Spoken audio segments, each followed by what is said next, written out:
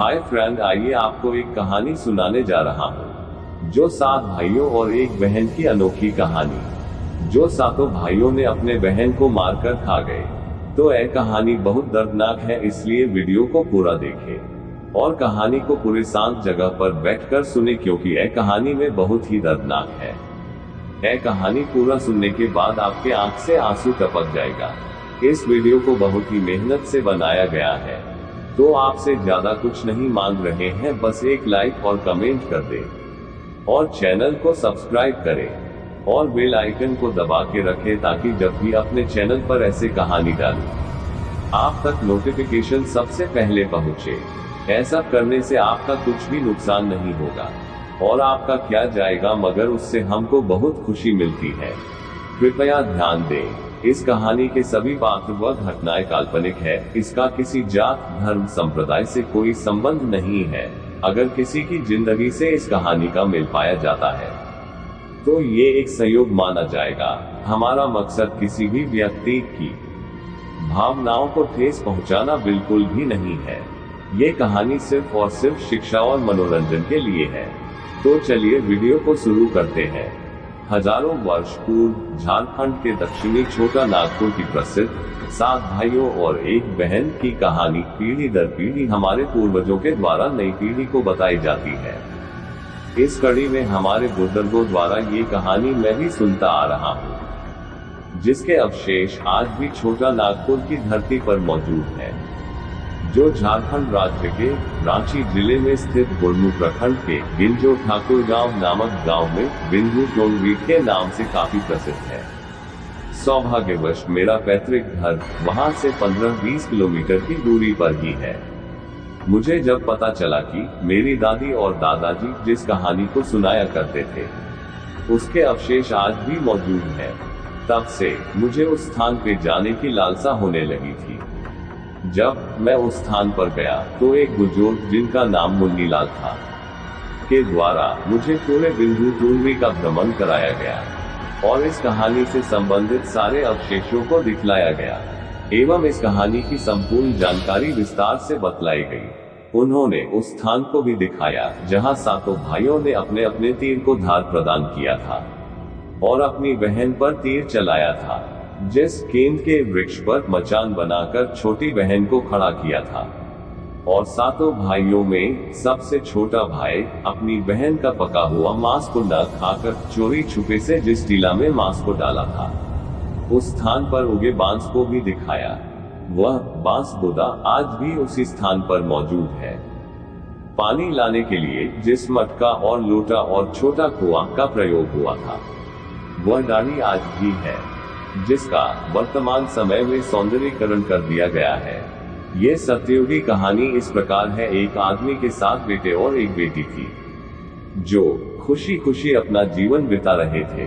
7 भाई बहनों में इकलौती छोटी बहन बहुत ही शांत स्वभाव, आज्ञाकारी एवं संस्कारी थी। उनमें सबसे बड़े भाई का विवाह हो चुका था। सातों भाइयों में सबसे छोटा भाई एक आंख से अंधा था। छोटे भाई के दिल में अपनी इकलौती बहन के लिए बड़ा प्यार एवं लगाव था। एक दिन बड़े भाई अपनी पत्नी और अपने सारे भाइयों को साथ लेकर अपने खेतों में काम करने चले गए। चूंकि उस जमाने में खेती बाड़ी आपसी सहयोग से हुआ करते थे, सभी लोग खेतों में काम करने जाने से पहले अपनी छोटी बहन को खाना बनाने का आदेश देकर घर से निकलते हैं।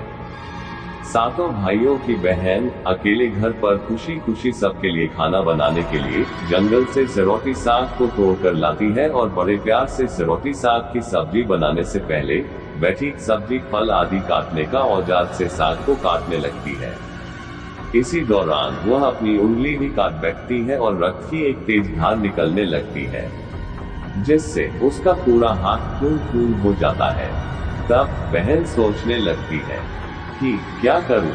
अगर घर के दीवार में खून को पोंछूंगी तो भैया लोग देख लेंगे और चिंता करेंगे, और यदि अपने कपड़े में पोंछूंगी तो भाभी खून लगा कपड़ा देखकर माहवारी समझ खाना नहीं खाएंगी। फिर बहन इस डर से सब्जी पकाने वाले काटे हुए साग में सारा खून को पोंछकर खून को बहने से रोकती है। फिर इसी खून लगे साग को सब्जी बनाती है। जब उसके सारे भाई और भाभी अपने खेतों से लौटते हैं, तो छोटी बहन हमेशा की तरह सभी के लिए साफ थाली में खाना और मिट्टी के लोटे में पीने के लिए पानी देती है। और सभी एक साथ खाना खाते हैं और पके हुए साग को खाकर खाने की जमकर तारीफ करते हैं। और वे सब अपनी बहन से पूछते हैं कि बहन, तुम्हारे द्वारा बनाया हुआ ये साग बहुत बार खाए हैं, परंतु आज की बनी सब्जी का स्वाद बहुत ही अद्भुत लगा। बताओ ना, कैसे और क्या क्या मिलाकर इतना स्वादिष्ट सब्जी बनाई हो।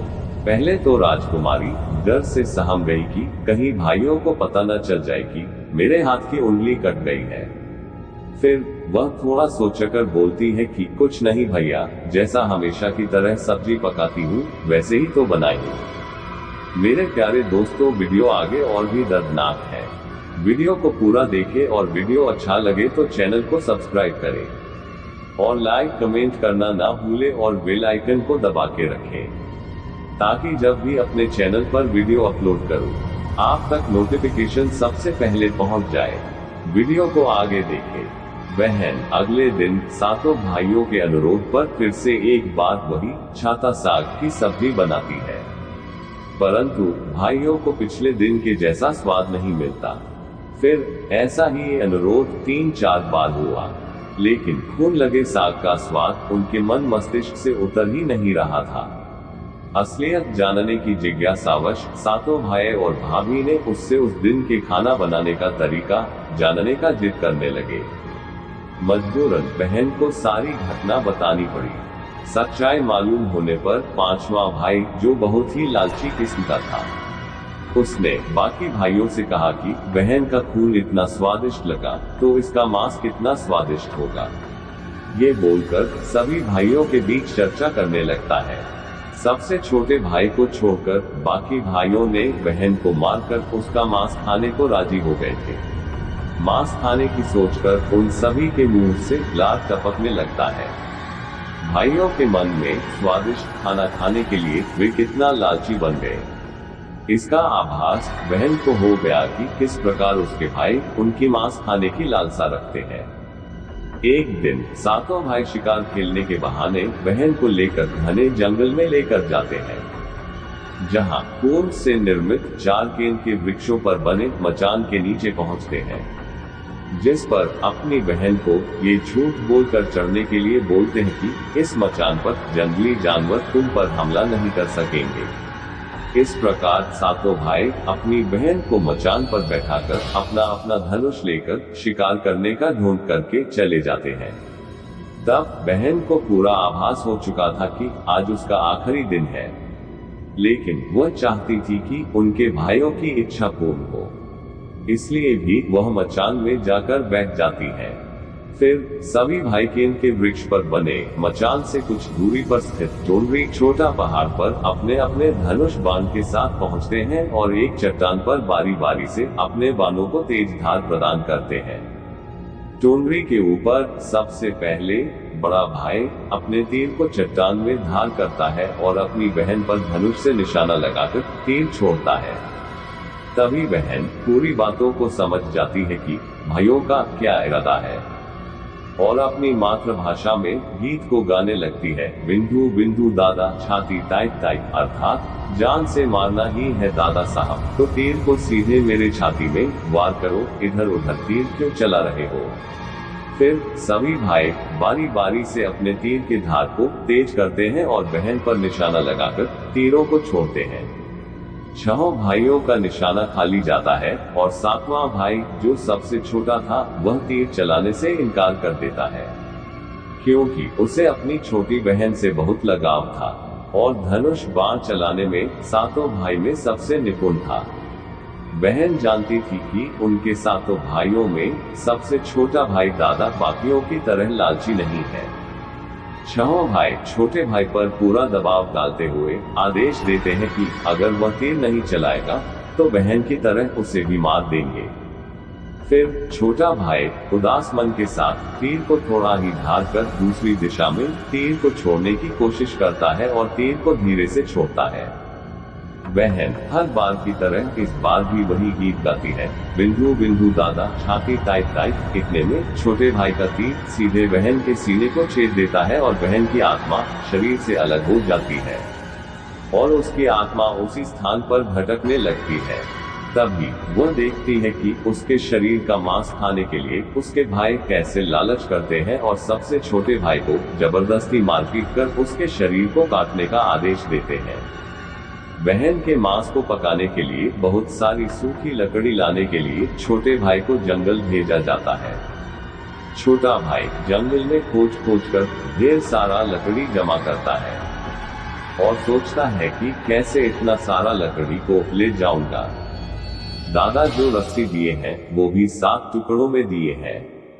उन्हें जोड़ने पर भी ये रस्सी इन लकड़ियों को नहीं बांध पाएगा। देर होने के डर से छोटा भाई उदास होकर रोने लगता है और उसके आंखों से आंसू धरती में गिरने लगता है। वह अपनी बहन को याद करके रो ही रहा होता है कि तभी एक नाग देवता वहां आते हैं और पूछते हैं कि क्यों रो रहे हो भाई। वह इधर उधर देखता है किंतु कोई भी नजर नहीं आता है। फिर छोटा भाई को नाग देवता दिखते हैं और छोटा भाई नाग देवता को अपनी पूरी आपबीती सुनाते हैं। फिर नाग देवता उसे कहते हैं कि मैं लकड़ी में रस्सी की भांति लिपट जाता हूँ और तुम जैसे ही लकड़ी वहां रखोगे तो मैं धीरे से निकल जाऊंगा। और छोटा भाई ऐसा ही करते हैं।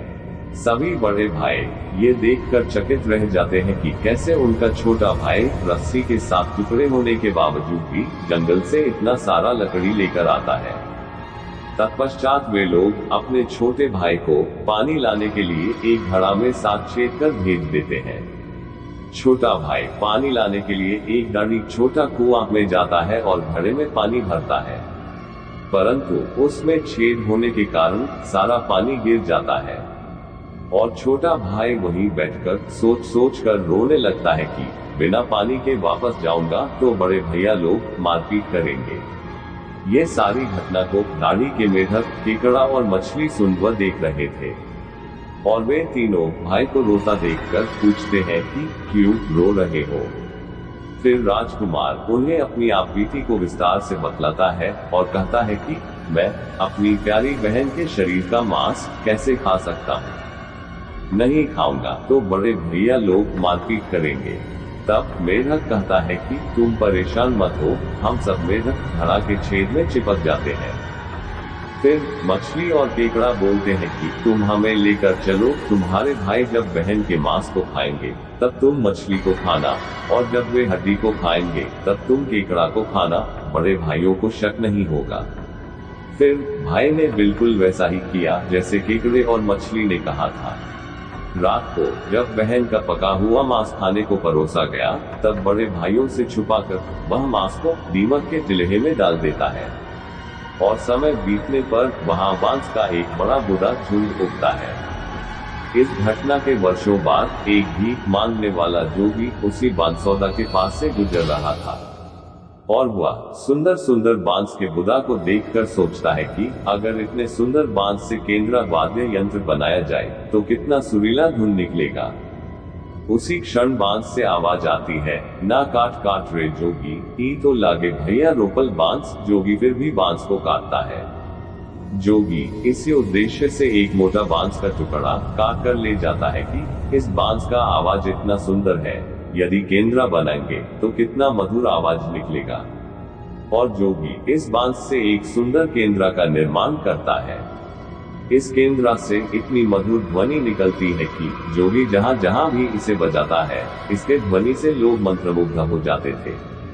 एक दिन जोगी घूमते घूमते बड़े भाई के घर पहुंचता है और अधिक धन के लालच में जोगी जोर जोर से केंद्रा बजाना शुरू करता है, परंतु इस बार केंद्रा का मीठा सुरीला स्वर कर्कश हो जाता है और जब भी जोगी कुछ नया धुन बजाने की कोशिश करता है बार बार एक ही धुन निकलता है, ना बाज वे केंद्रा की तो लगो मोर दुश्मन का घर।